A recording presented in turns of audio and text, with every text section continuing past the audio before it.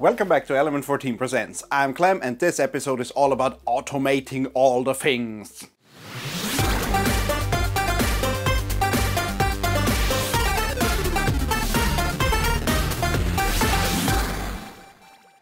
My automation project is about this laser cutter.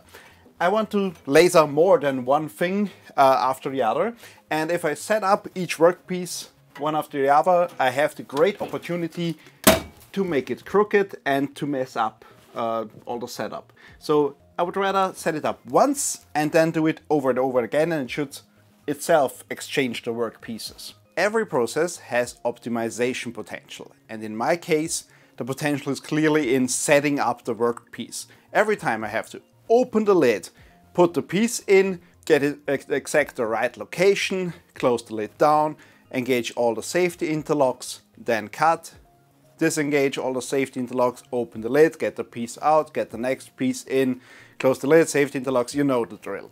So every time there's potential that I mess it up, and it takes time, it quickly adds up. So instead of disengaging the safety interlock, opening the lid, setting up the new workpiece, closing the lid, safety interlock again, cutting, safety interlock off, opening the lid, setting up the next thing, messing it up, going back in, I'll just set it up once, interlock on, and cut like 4 pieces at once.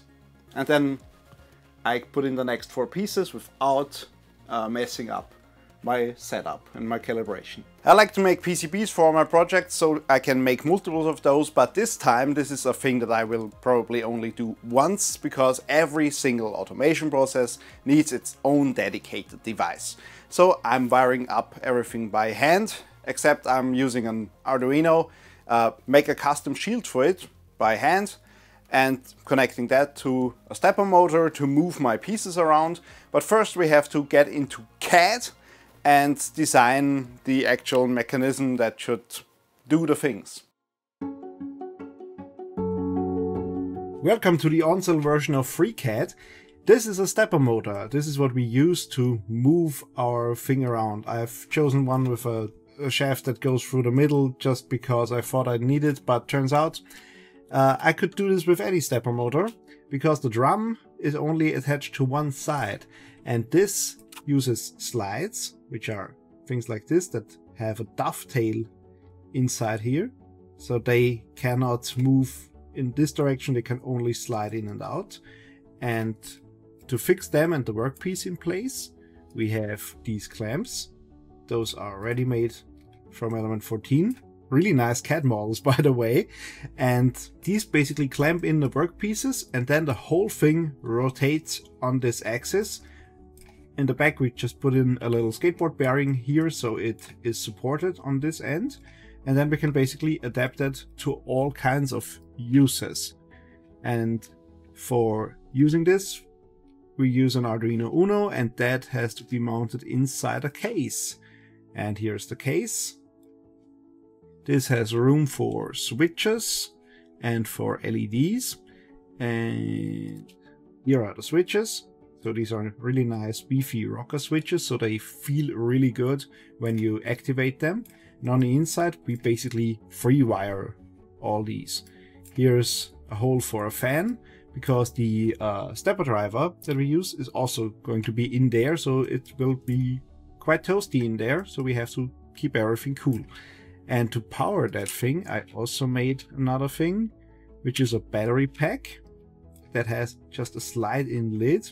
So you can just slide that lid in from the side and print this all without supports. Yeah, by the way, all the stuff here is printed without any supports. For example, the case, you orient it like that, so it prints on standing on this side, and this is all basically in a 45-degree angle almost. It's like 30 degrees or so.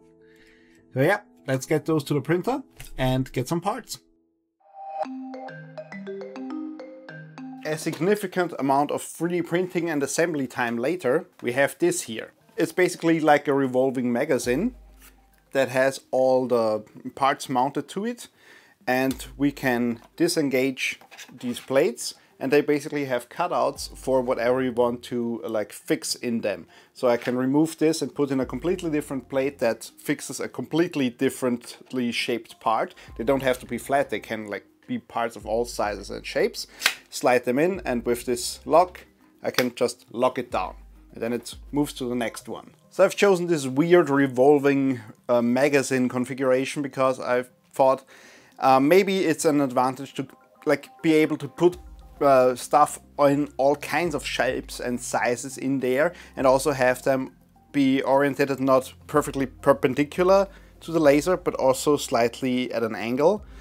Because maybe the workpiece isn't flat, maybe it is like triangular or whatever, and I can use like any angle that's in there. And with the removable plates I could adapt to pretty much any workpiece. The workpiece clamps are really handy. They basically engage only in the last few millimeters, so you can like fix something in place, like slightly clamp it and then really nail it down so it doesn't move at all. And they also go out of the way pretty quickly, so it's really easy to exchange workpieces. That's pretty fast, and because the whole unit is locked down in the machine, it doesn't move around. Speaking of moving things around, we have to make things move, and the easiest option is an Arduino Uno, a TMC stepper driver. I'm using the 2100 this time, just so I have something different in each episode, and a stepper motor. That's basically it. We have to find out something in particular about the stepper motor. This one has 6 wires instead of the usual 4. And that means some of these wires are not the ends of the coils. Let's find out which one are the right wires. So the additional wires on this stepper motor are just center tabs for both of the coils. What we have to do is identify the ends of the coils. Simplest version to do that is connect 2 wires, turn the motor. If it turns harder than compared to when everything is loose, then you have found a pair.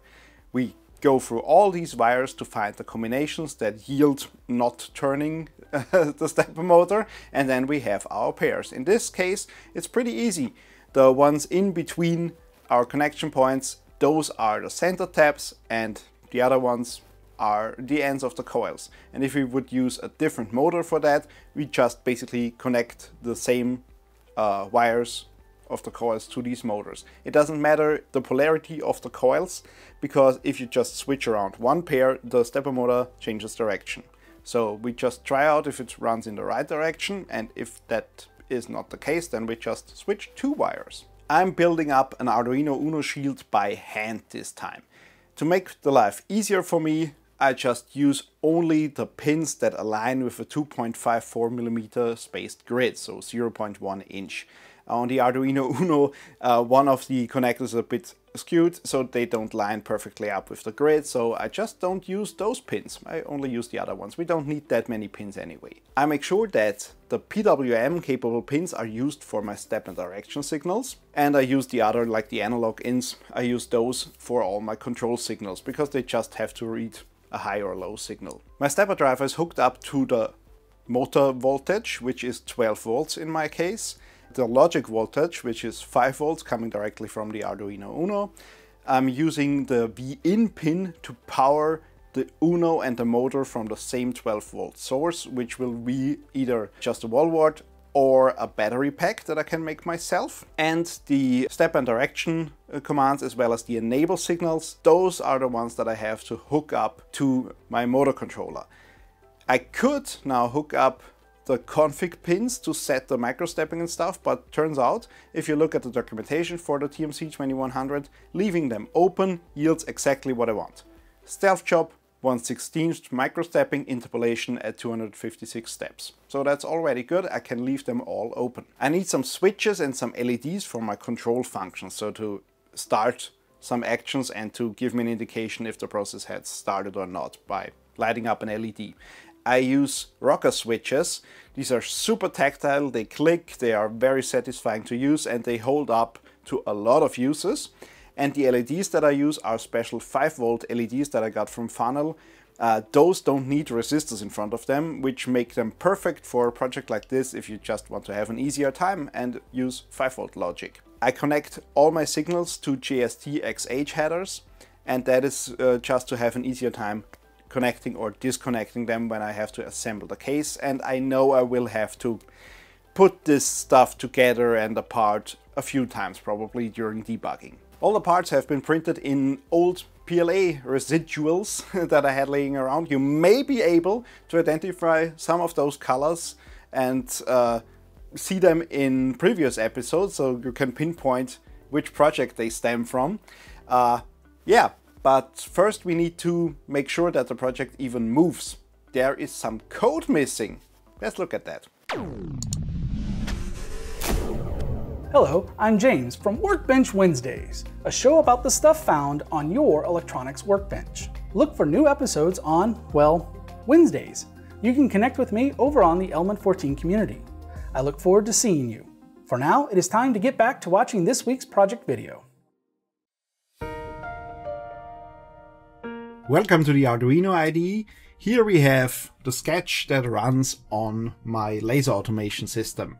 So first we of course have to define all the pins, especially step direction enable pins for the stepper driver. These are wired just by hand to the stepper driver itself. This is a pretty interesting setting. Boolean on, that means is our device an active low or active high device. If it's active low, there's a 0. If it's active high, we put a 1 in there. And that basically means that if we want to activate it, we just write on, and in case we're wrong with active high or active low, then we can just change it at the top of the code and not in every position where it's needed. Yeah, we have to define our motor. So we have 4 sides to our device, and our stepper motor takes 200 steps per revolution for a full revolution. Some stepper motors take 400 steps. You can just easily determine that if the stepper motor is a unit that has 1.8 degrees stepping angle, then it's 200. If it has the 0.9 degrees stepping angle, then it's 400. You have to know that. Then also micro stepping, 16th, and interpolation 256. Interpolation doesn't matter for our case. I just wrote it here so you know. This is, by the way, if you have a TMC 2100. If you leave everything open, this is the settings that it will just use by default. We calculate the number of steps by multiplying motor steps and the micro stepping, and then how many steps are needed to get to the next position. This is basically steps divided by the number of sides we have to our device, and that's basically making a quarter turn.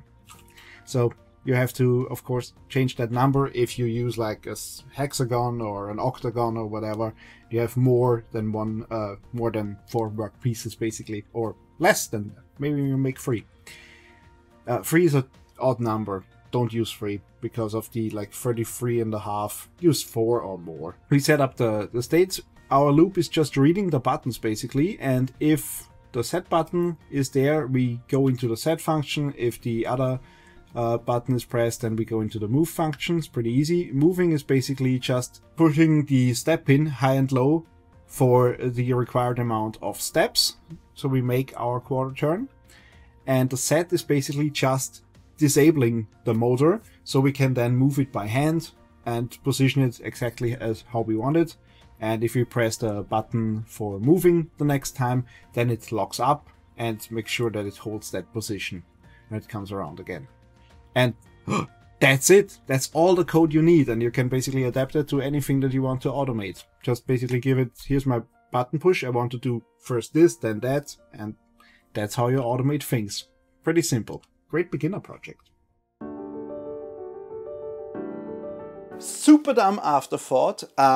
Once the device is in my laser, I would have to open the lid again to push the button.